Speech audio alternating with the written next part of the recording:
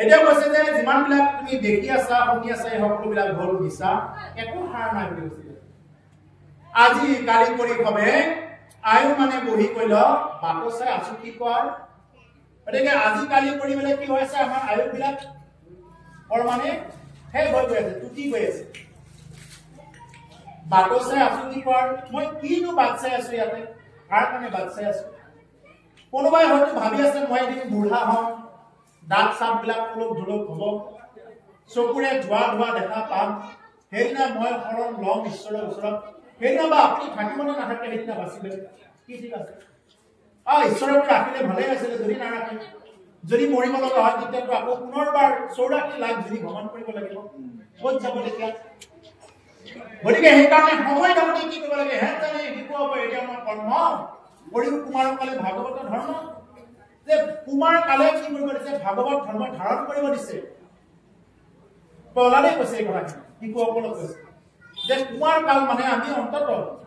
পাৰিলেতো অতি সৰুৰ পৰা নোৱাৰিলেও অন্তত 10-12 বছৰ বয়সৰ পৰা শিশুসকলক ঈশ্বৰৰ ওচৰত শৰণাপন্ন কৰাই দিব তেতিয়াহ'লে বহুত অপৰাধৰ পৰা তেওঁলোকে মুক্ত হৈ থাকিব পাৰিব শিশুসকলক আধ্যাত্মিক জ্ঞানবিলাক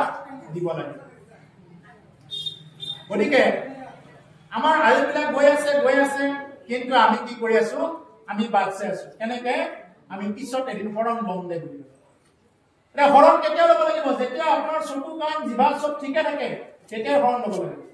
ইয়াতে আপোনালোকে ফুলবিলাক দি আছে এই যে কাইখনত লৈ পেলাই ফুলবিলাক দি আছে চবৰে মাথাত দিছে কাণত দিছে এই যে ফুলবিলাক দি আছে যদি ইয়াতে পচা ফুল কৰবা সৰি থকা লেতেৰা লগা ফুলবিলাক দিলে হয় ভাল লাগে হয় না আপোনালোকৰ ভালতো নালাগে লেতেৰা ফুল পচা ফুলবিলাক যদি দিলে আছে ঈশ্বৰৰ ওচৰত আমিও একতা ঈশ্বৰৰ কাৰণে আমিও একতা প্ৰতিকে ফুল আমি ঈশ্বৰৰ ওচৰত অৰ্পণ হ'ব লাগে কেনেকে অৰ্পণ হ'ব লাগে যে আমি ডেকা চেঙৰা অৱস্থা থাকোতে যুৱক অৱস্থা থাকোতে যুৱতী অৱস্থা থাকোতে আমি কি কৰিব লাগে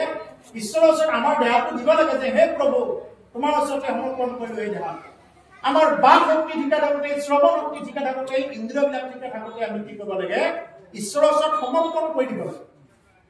আৰু তাকে নকৰি বুঢ়া হলে এদিন মোৰ বুঢ়া হ'ব দাঁত অলপ ধুলক হ'ব সেইদিনা মই শৰণ লম দে এনেকুৱা যদি কৰা যায় এনেকে শৰণ আৰু কিছুমানে শৰণ লয় বোলে মোৰ কি হ'ব মই বিলনীয়া হ'বৰ কাৰণে শৰণ লম বোলে নহ'লে মোক বিলনীয়া হ'ব নিদিয়ে মই বিলনীয়া হ'বৰ কাৰণে শৰণ লৈছো মই ৰান্ধনী হ'বৰ কাৰণে শৰণ লৈছো তেওঁ শৰণ লৈ থৈ দিব শৰণ লৈ তেওঁ গতি কৰিব নোৱাৰে ৰাইজক দেখাই তেওঁ শৰণ ল'ব বোলে কেতিয়া লৈছে বা শৰণ বোলে মই বুঢ়াই হ'লো দাঢ়ি চুলি পকি গ'ল মোৰ শৰণ লৈ যে আপুনি শৰণ লৈ কি কৰিছে আজিলে মাছ বাদ দিব পাৰিছে মাংস বাদ দিব পাৰিছে কণী বাদ দিব পাৰিছে জীৱ হত্যা মহাপাপ বুলি কৈছে শাস্ত্ৰত কোন শাস্ত্ৰই অনুমতি দিছে যে মাছ খাব মাংস খাব কণী খাব আপুনি ইমান দিনৰ পৰা শৰণ লৈ কি হ'ল না পৰি গ'ল চুলি পকি গ'ল সমস্ত বেদ শ্লোক নষ্ট হ'ল কাৰ ঘৰৰ কোনটো আছিল চব নষ্ট হ'ল আপুনি কণী বাদ দিছে মাছ বাদ দিছে যদি নাই দিয়া তেতিয়াহ'লে কি হৈছে এইবিলাক কণী কোনে খায় কণী কথা ওলাওঁতে কৈছে যে কণী কোনে খায়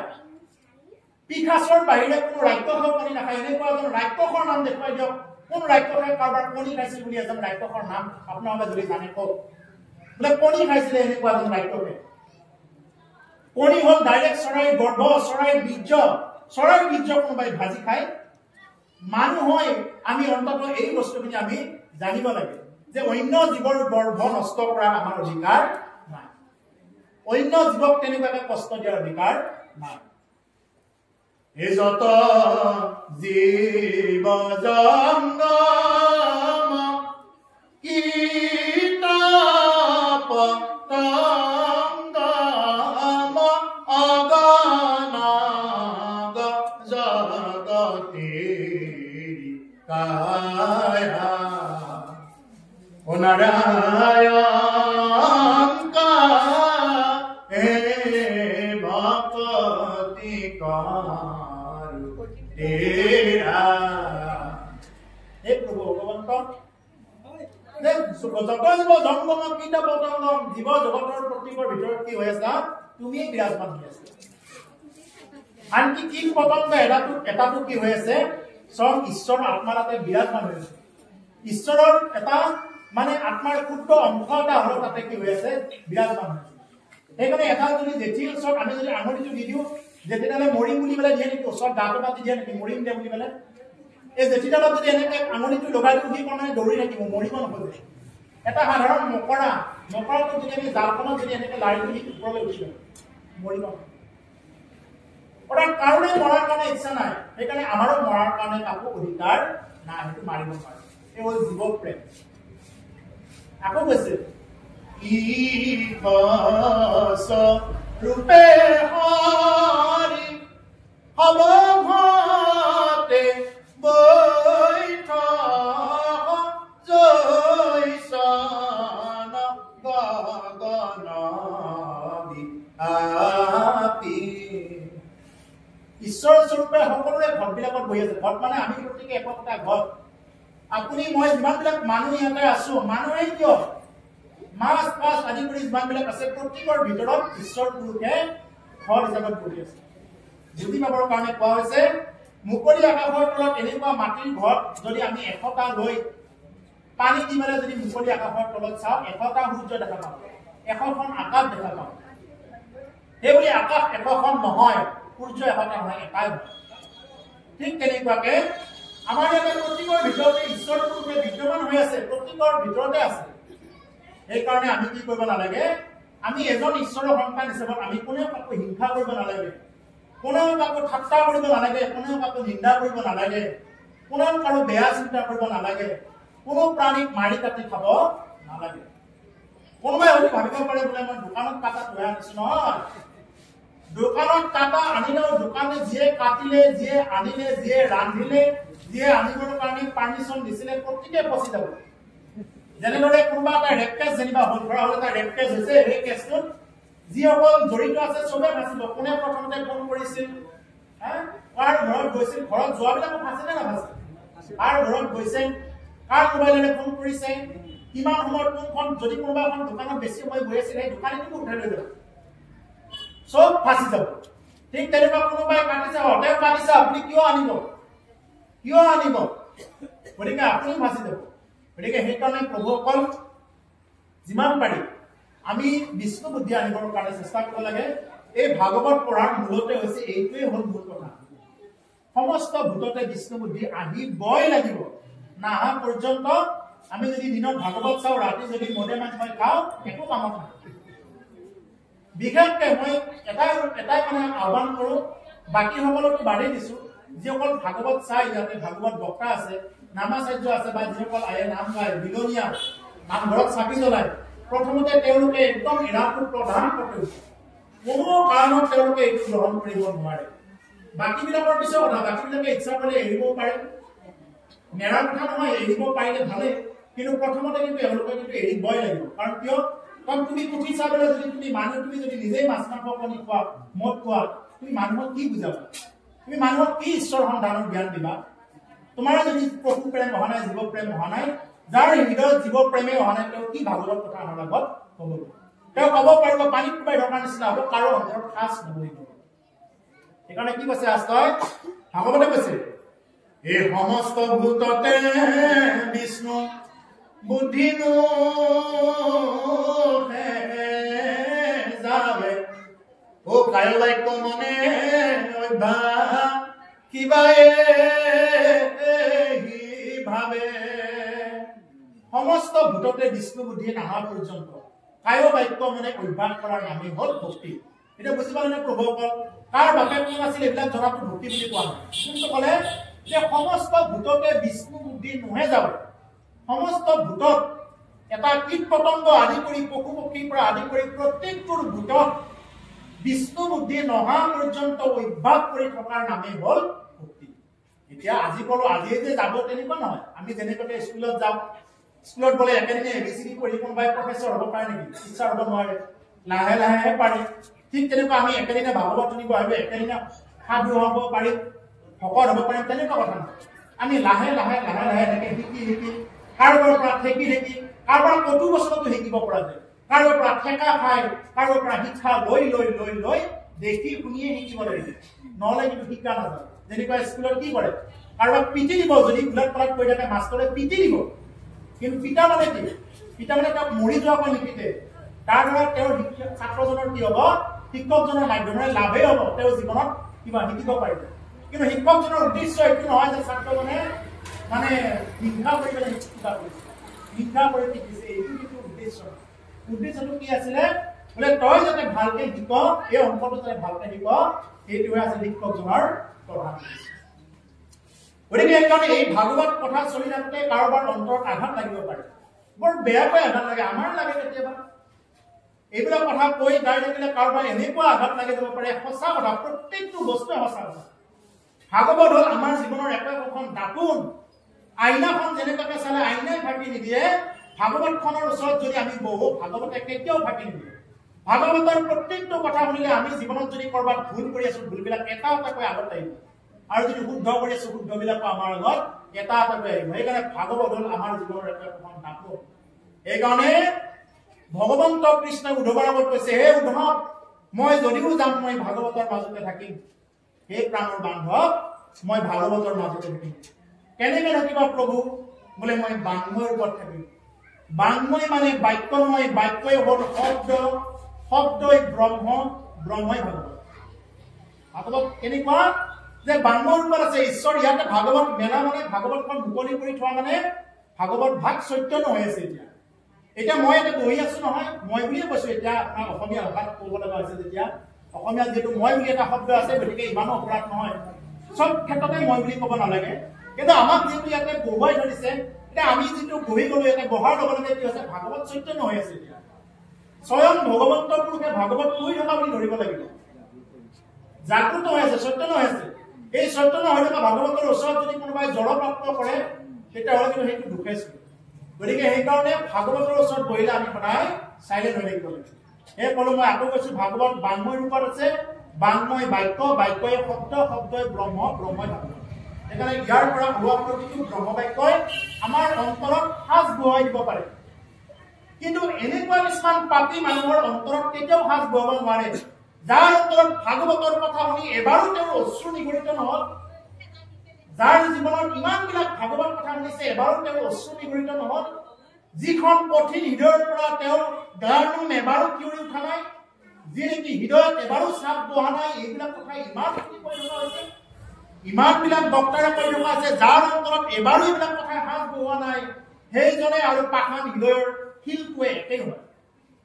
শিলৰ যেনেকুৱাকে কোনো লৰচৰ কৰিব নোৱাৰে, ঠিক তেনেকুৱাকে পাষাণ হৃদয়ৰ লোকবিলাকক ভাগৱতৰ কথাই কেতিয়াও স্পৰ্শ কৰিব নোৱাৰে। আৰু ভাগৱত কোনে শুনিব নোৱাৰে? যাৰ নেকি চকু নাই, অন্ধ, তেওঁক যদি আইনা এখন দিয়া যায়, আইনাখনে কিবা কাম কৰে নেকি? যাৰ নেকি চকুৱেই নাই, তেওঁক যদি আইনাখন আগত দিয়া যায়, আইনাখনৰ দৰকাৰ নাই। যাৰ ভিতৰত প্ৰজ্ঞাই নাই, মানে জ্ঞান নাই,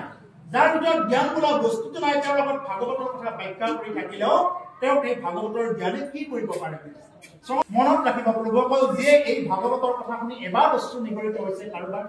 যাৰ গাটো জিকাৰ খাই উঠিছে এই ভাগৱতৰ কথা শুনি, তেওঁৰ কি হব? যে ভগৱন্তৰ পুৰুষে অকণমান হয়, অকণমান কি কৰিছে? তেওঁ কৃপা কৰিছে। যাক কৃপা নকৰে, জীৱনত এবাৰো তেনেকুৱা হোৱা নাই, তেওঁ কি হব? তেওঁ ভাগৱত কথা সদায় নহলাই সমান পাষাণ হৃদয় বুলি কৈছে। গতিকে সেইকাৰণে প্ৰভুসকল ইয়াতে কৈছে, আজিকালি কৰি কবে আয়ু মানে বহি গৈ লওক, বাটো চাই আছো, কি কোৱাৰ কিনো বাট চাই আছো? আৰু আমি আজি ভজো, অ কাইলৈ ভজো, ভাবো তেদিন যায়, অনে সুন্দৰ নৰ দেহা, অ জমে লৈ যায়। আমি আজি ভজিম বুলি ভাবি আছো, কালি ভজিম বুলি ভাবি আছো, এনেকে ভাবোতে ভাবোতে এই নৰদেহা জমে লৈ গৈছে, কিন্তু আমি ঘূৰি ভজনা নকৰো। সেইকাৰণে কৈছে যে তুমি কি হক লৈ বাট চাই আছা। হেৰাম দশ কৰি ঢিটিঙাই বহি আলোচনা কৰে, কাক পাৰি কমনে জীনিত, ও যমৰজা ধৰা কহো জিনিবা কনচাময়, ও কিনো এইটো ভৈল বিপৰীত। এতিয়া একদম ডাইৰেক্ট কথা কৈছে দেই প্ৰভুসকল, ভাগৱতে কৈছে, কি কৈছে? দশপুৰী ঢিটিঙাই বহি আলোচনা কৰে, আকৌ পাৰি কমনে জিনিত। এই দাঁতকেইটা লৈ আৰু জিভাটোৰ লৈ আমি কি কৰি আছো কেৱল আমি মুখখনেদি কেৱল মানে কাকনো মই জয় কৰিব পাৰো এই বুলি পেলাই আমি দিন ৰাতি চিন্তা কৰি আছো আৰু ঘৰত গৈছো কাৰোবাৰ সমালোচনা কৰিছো তাৰ ঘৰত গৈছো কাৰোবাৰ সমালোচনা কৰিছো আমাৰ মুখখনৰ কেৱল অপপ্ৰয়োগ কৰি আছো আমি যদি তেনেকুৱাকে জিভাটোৰ থাকি স্পষ্টকৈ উচ্চাৰণ কৰিব পৰা ক্ষমতা থাকি আমি যদি তেনেকুৱাকে বহি আলোচনা কৰি থাকো কাক পাৰি কমনে জীৱিত কাক কেনেকে জয় কৰিব পাৰিম এই কথাটো কৈছে যে এজন বক্তা আহিছে ৰ আজি মই পাঠকৰ প্ৰমাণ চাম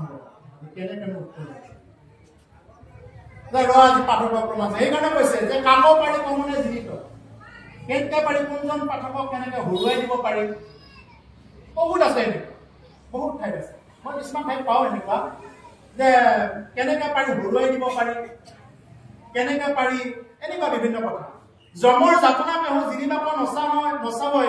ইটো কিন্তু বিপৰীত ধৈল বিপৰীত কিন্তু তেওঁ আকৌ জমৰ যাতনা ভোগ কৰিব ইচ্ছা নকৰে কিন্তু নিশ্চিত জমৰ যাতনা ভোগ কৰে তাকে কৈছে যে তুমি কষ্ট খাব ইচ্ছা নকৰা আৰু তুমি সেইটো কণ্ট্ৰলত ৰাখা মুখখন তুমি কষ্টও খাব ইচ্ছা নকৰা তুমি তাৰমানে কথাটো কৈছে তুমি খেতিও কৰিব ইচ্ছা নকৰা তুমি আৰু এক ভাগৰি ধান পাব ইচ্ছা কৰিছা কেনেকৈ হ'ব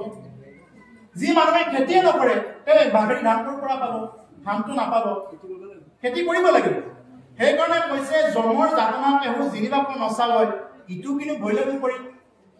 যে জমৰ যাতনা কোনেও ভোগ কৰিব খোজে আমি ভোগ কৰিব খোজো নেকি জমৰ যাতনা কোনোবাই কোনেও জমৰ যাতনা ভোগ কৰিব নোখোজে সকলোৱে সুখত থাকিব খোজে আনন্দত থাকিব খোজে কিন্তু কিমান সুখ আৰু আনন্দত থাকিব খুজিও কি কৰি থাকে কিনো ভৈল বিপৰীত বুলিছে কিনো বিপৰীত হ'ল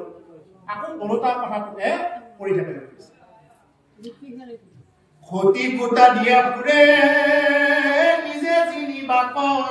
লাগে অল্প আপদকো চিন্তা কৰে ও মৰময়া পদে পাই জৰ পূৰণ কৰি আছে তাকো চিন্তা নকৰয় নেৰে ভাগৱত তেনেকুৱা কথাস্থ আপুনি যদি মনত কিবা ভাবি থাকে লগে লগে ভাবিব পাৰে আপুনি যদি মনত কিবা ভাবি থাকে কিবা যদি এনেকুৱা ক'ব লগা থাকে আপুনি ক'বই নাপাব লগে লগে ভাগৱতে সেই কথাখিনি ডাইৰেক্ট কৈ দিব যদি কাৰোবাৰ কিবা ক'ব লগা থাকে ডাইৰেক্ট উলিয়াই দিয়ে এতিয়া কৈছে যে ক্ষতি ফুটা দিয়া ফুৰে মানে ভেটা দি ফুৰিব এই তই মোৰ লগত বচোন বাৰু একে মুখে আমি কৈ দিওঁ কথাটো এনেকে কিছুমান মানুহ আছে নহয় কিছুমানে যে মেয়ৰ মিটিং বিলাক পাতি ফুৰে নহয় এই মেয়ৰ মিটিং বিলাকত কি কৰি ফুৰে এটা ফৈত সৃষ্টি কৰে বোলে আমি এটা ফৈ দিওঁ আমি ফৈটো গৈ আমি খেলখন ফালি দিওঁ আছে নহয় খেল খেলা কিছুমান হেৰি আমি এটা ফৈত উলিয়াই লওঁ এই ফৈটো গৈ আমি এনেকে কৰি দিওঁ প্ৰভুকৰ খেল ফালিব নালাগে ভকত হৈ খেল ফালিব নালাগে আমি সকলো একলগ হৈ চলিব লাগে ভকত হৈ যিয়ে খেলা ফালি কৰে এইবিলাক উচিত নহয় ভকত হৈ আমি সকলোৱে মিলি যদি একেলগে থাকিব লাগে ভকত হৈ আমি ভাগ ভাগ হৈ যাব লাগে আৰু ভাগ ভাগ হৈ গ'লে কি কৰে বাহিৰৰ মানুহে এইটো সুবিধা লয় আৰু এই সুবিধাবিলাক লৈ বিভিন্ন প্ৰকাৰে বিভিন্ন অপসংস্কৃতিবিলাক তেনেকুৱাকৈ প্ৰচাৰ কৰি আছে মই এইখন আসনৰ পৰা ক'ব নাযাওঁ এক্সট্ৰাকে লোক পালে কমপ্লিট কি প্ৰচাৰ কৰিছে গতিকে বুজি পোৱা সকলে এই কথাখিনি বুজি পাব গতিকে যিয়ে নেকি তেনেকুৱাকৈ ক্ষতি ফুটা দি ফুৰে নিজে জিনিবাপ লাগে নিজে জয় হ'বৰ কাৰণে অল্প আপদকো চিন্তা কৰে অল্প আপদ চিন্তা কৰি থাকে মানে কেনেকে মূৰ পৰীয়া কৰি ল'ব পাৰে অকণমান তেওঁ হাৰি যাব নোখোজে আৰু তেওঁ হাৰিলেও হাৰিব নোখোজে নাও ডুবিলেও তেওঁ নামিব নোখোজে এনেকুৱা কিছুমান মানুহ থাকে নাও ডুবিলেও তেওঁ টিঙৰ পৰা নামিব নোখোজে সেইসকলক কৈছে মৰণ আপদে পাই জ্বৰ দূৰ কৰি আছে তাকো চিন্তা নকৰেও নেৰে গতিকে মৰণে পাই আছে কিন্তু মৰণে সদায় পাই থাকে আপদ কিন্তু সদায় পিছে পিছে গৈ আছে আপদে কিন্তু কেতিয়াও নেৰিব জলপুৰ কৰি আছে তাকো চিন্তা নকৰেও নেৰে গতিকে সেইবিলাকে কিন্তু তোমাক এৰি নিদিয়ে সেইবিলাকে কিন্তু তোমাৰ পিছে পিছে গৈ থাকিব কিন্তু তাৰ কাৰণে যদি তুমি দুখ কৰিছা তাৰ কষ্ট ভোগ কৰিবৰ কাৰণে সাজু থাকা আৰু যদি তুমি দুখ কৰা নাই তাৰ পুণ্য অৰ্জন কৰিবৰ কাৰণে ভোগ কৰিবৰ কাৰণে সাজু থাকা এইটো আমাৰ প্ৰতিবাৰ নিজৰ লগতে কথা আমি এই ভাগৱত অনুষ্ঠানত কোনে কিমান আমি ভাল বস্তু ল'ব পাৰিছো আৰু কোনে কিমানখিনি বেয়া বস্তু ল'ব পাৰিছো এৰম অৰ্থ বোলে পুণ্য বোলে এৰাইতে নপাৰি তাক ভকতি বিনাই গোবিন্দৰ হেন জানি কৃষ্ণ কথা নিৰন্তৰে শুনিও কম আন চিন্তা এৰিও গতিকে কৈছে যে হেন জানি কৃষ্ণ কথা নিৰন্তৰে শুনিও কম অৰ্থ বলে পুণ্য বলে এৰাইতে নপাৰি তাক ভকতি বিনাই গোবিন্দ অৰ্থৰ বলত কাৰোবাৰ বোলে বহুত টকা আছে মই জয় হৈ যাম এইটো যদি কোনোবাই ভাবি আছে মুখামি কৰি আছে মোৰ বহুত টকা আছে মই তীৰ্থ ভ্ৰমণ কৰিম তীৰ্থত গৈ মই মুক্তি পাম ভুল কৰি আছে আজি ইয়াতে ভকত পদাৰ্পণ কৰা মানে আপোনালোক প্ৰত্যেকে ভকত এই প্ৰত্যেক ভকতসকল ইয়াতে এই স্থানত পদাৰ্পণ দিয়া মানে কি হৈছে এই ভূমিখিনি আজি পবিত্ৰ হৈ গ'ল পবিত্ৰ হৈ গ'ল সেইকাৰণে এই ধূলি যে নেকি এবাৰ কিয় অভিষেক কৰি ল'ব পাৰিলে কপালখন সেইকাৰণে মাটিত লগাই প্ৰাৰ্থনা কৰিব লাগে সেৱা কৰিব লাগে কপালখন যেতিয়া লগাব তেতিয়া ভকতৰ ভৰি ধূলা ক্ষীৰত লোৱা আৰু এই ভকতৰ ভৰি ধূলা ক্ষীৰত ল'ব পাৰিলে তেতিয়া কি আছে ভকত যি ঠাইত আহে তাতে গংগা গয়া কাশী বৃন্দাবন চববিলাক এক ঠাইত আহে আপুনি বৃন্দাবনত যাবই দৰকাৰ নাই আপুনি গংগাত যাবই দৰকাৰ নাই কোনোবা যদি ইচ্ছা কৰে যাব পাৰে তাৰ টকা বেছি হৈছে বা কাৰোবাৰ বেছি মন আছে যাব পাৰে ইয়াত কৈছে যে কোনোবা যদি টকাৰ দপদপনি টকাৰ কামৰণিত যদি কোনোবাই ভাবে বোলে মই টকা দিছো মোৰ ভক্তি হ'ব মই ঈশ্বৰৰ নাম লোৱা নাই এইবিলাক জিৰ' বুলি নাম ভগৱান কৈছে নহয় হে তপ জপ তীৰ্থবত যুগ জাগ জৈত দানম কাকনো মৰে মৃত্যু বেলা হে পৰন্ত জনক বেহি ফুলে হবে ৰাম বোলা হেন নাম এটি তুমি যিমানেই তপ নকৰা কিয় যিমানেই দান নকৰা কিয় যিমানেই যজ্ঞ নকৰা কিয় যিমানেই যি নকৰা কিয় মৰাৰ সময়ত কিন্তু কি বুলি কব হে আই এবাৰ কৃষ্ণ বুলি কোৱা হে পিতা এবাৰ ৰাম বুলি কোৱা তেনেকে কব কোনোবাই বেলেগ কিবা কব নেকি আৰু নহলে কব গ'লে কিবা ৰচনালে গীতাখনকে পঢ়ি দিলে এই গীতা ভাগৱত পঢ়ি দিয়া ভাগৱত পঢ়ি দিয়া এনেকেতো কব তাৰ বাহিৰে বেলেগ একো নহয় তেতিয়া এই যজ্ঞৰ কথা মনত পেলাই থাকিলে পূজা পাতলৰ কথা মনত পেলাই থাকিলে বা এইবিলাক পূজা কৰি থাকিলে তেতিয়া গতি নাপাব গতিকে সেই সময়খিনিত গতি পাবৰ কাৰণে এটাই ৰাস্তা আছে মৰাৰ সময়খিনিত কেৱল কৃষ্ণ বোলা মন কৃষ্ণ বল মন তই হৰি বল মায়াতে মন্ত্ৰই বিতাইলি জীৱন কৃষ্ণ বল মন তই হৰি বল কৃষ্ণ বল মন তই হৰি বল কেৱল মায়াতে মজি আছে সেই মন এবাৰ কৃষ্ণ বুলি কোৱা নাই এবাৰ ৰাম বুলি কোৱা সেইকাৰণে ৰাম কৃষ্ণ ইয়াত বহি থাকোঁতে আপোনালোক গতিকে ৰাম কৃষ্ণ নাম স্মৰণ কৰি থাকিব মনত ৰাম কৃষ্ণ নাম নোলোৱাকৈ কোনেও গতি নাই পশু পক্ষী তাৰা পদে পহৰে পহৰে ডাকে নৰহয়া কেনে তই নৰহয়া কেনে তই বিতাইলি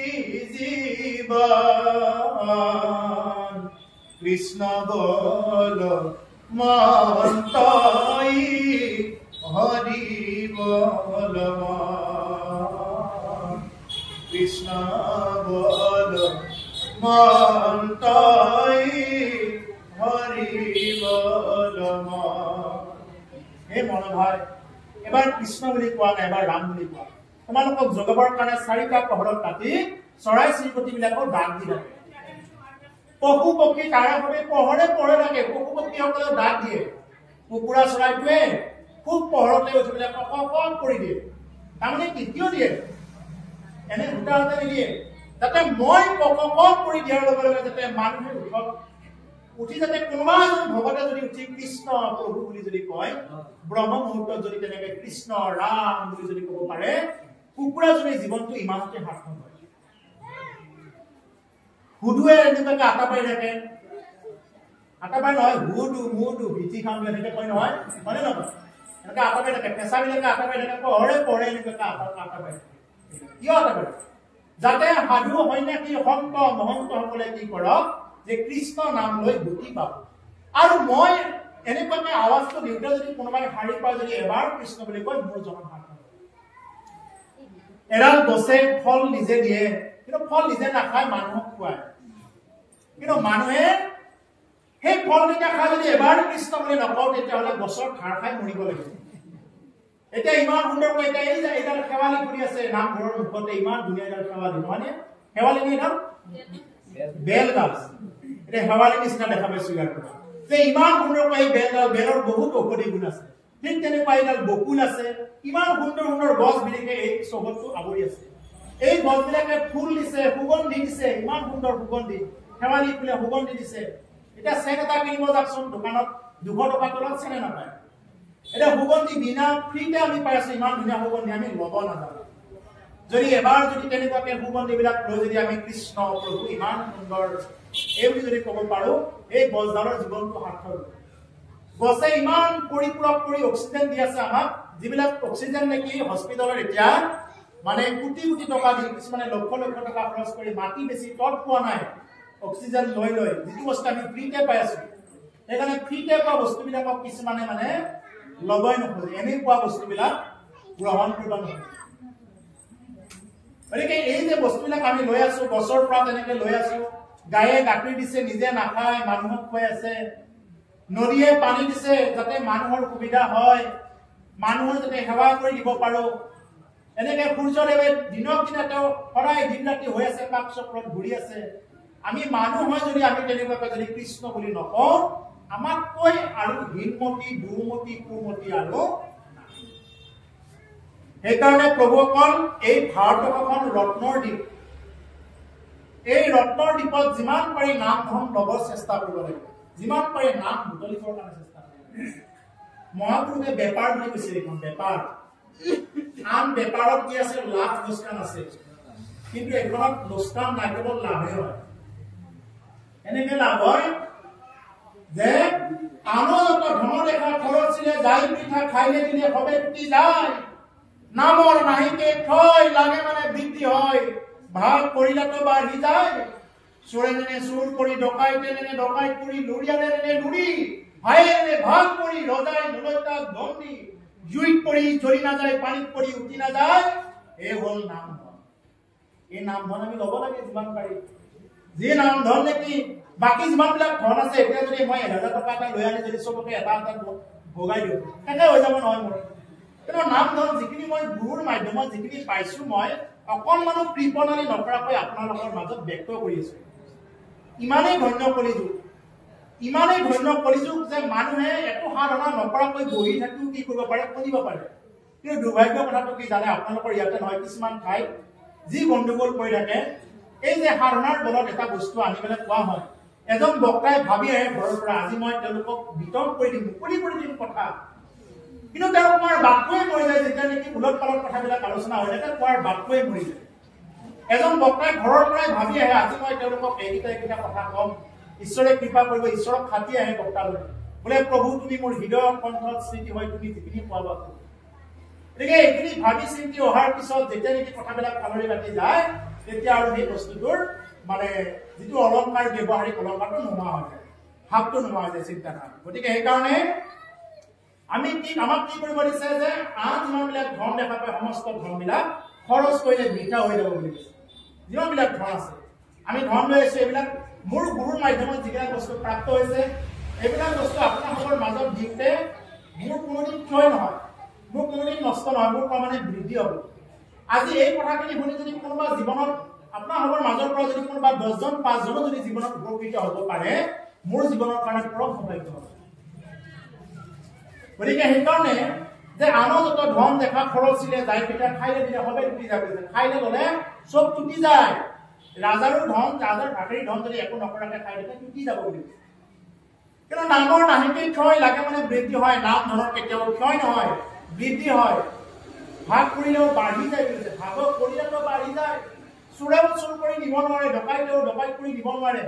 এতিয়া মই ইমান ডাঙৰ সম্পত্তি এটা লৈ আহি আপোনালোকৰ মাজত ব্যক্ত কৰিছো। কোনে কেনেকে ল'ব পাৰিছে আপোনালোকে জানে। ইমান ডাঙৰ সম্পত্তি, গতিকে এইটো কোনেও মোক ডাইৰেক্টলি বাটৰ পৰা ডকাইত কৰি নিব নোৱাৰে, চুৰ কৰি নিব নোৱাৰে।